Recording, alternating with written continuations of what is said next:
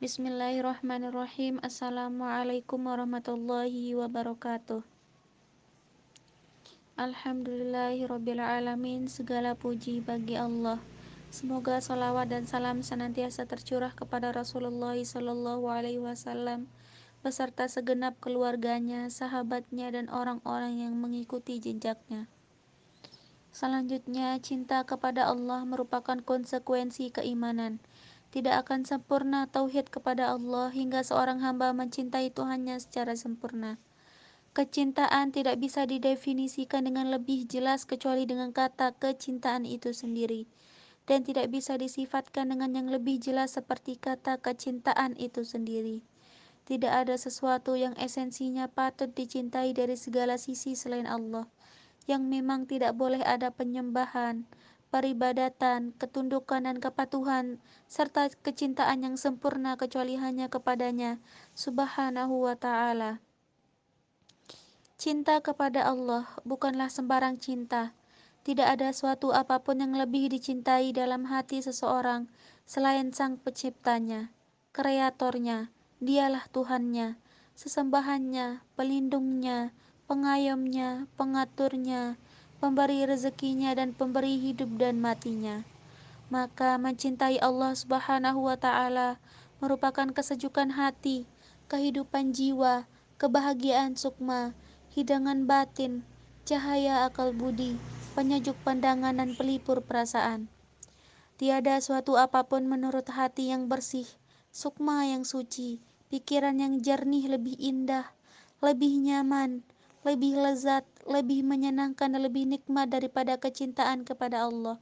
Perasaan tentram damai di sisinya dan kerinduan akan perjumpaan dengannya.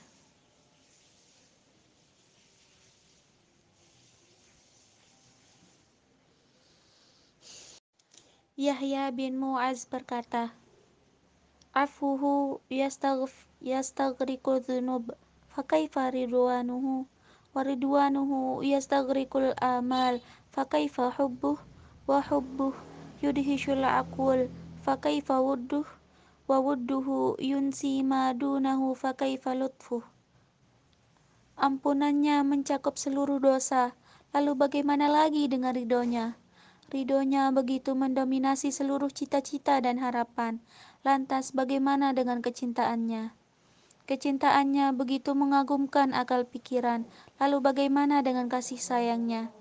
Kasih sayangnya begitu melupakan segala yang selainnya. Lalu bagaimana dengan kelembutannya? Maka terukur dengan sejauh mana cinta kasih seseorang kepada Allah, sejauh itu pula ia akan merasakan lezat dan manisnya iman. Barang siapa yang hatinya keram dalam kecintaan kepada Allah, maka cukuplah hal itu menjadikannya tidak perlu dengan kecintaan, kekhawatiran, dan kepasrahan hati kepada selain Allah. Selain tidak ada yang dapat memuaskan hati, tidak bisa mengisi relung-relung cinta hatinya, serta tidak bisa mengenyangkan rasa laparnya kecuali cinta kepada Allah Subhanahu wa ta'ala. Andaikan saja hati seseorang mendapatkan segala apa yang melezatkan, tidaklah ia merasa damai dan tentram kecuali dengan kecintaannya kepada Allah.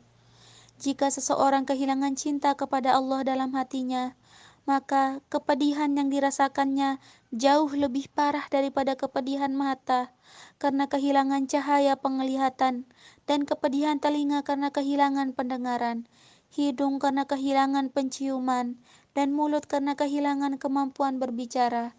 Bahkan kerusakan hati akibat kekosongan dari rasa cinta kepada Allah sebagai penciptanya, pencetus wujudnya, dan Tuhan sesembahannya yang sejati, jauh lebih berat daripada kerusakan fisik karena terpisah dari nyawanya.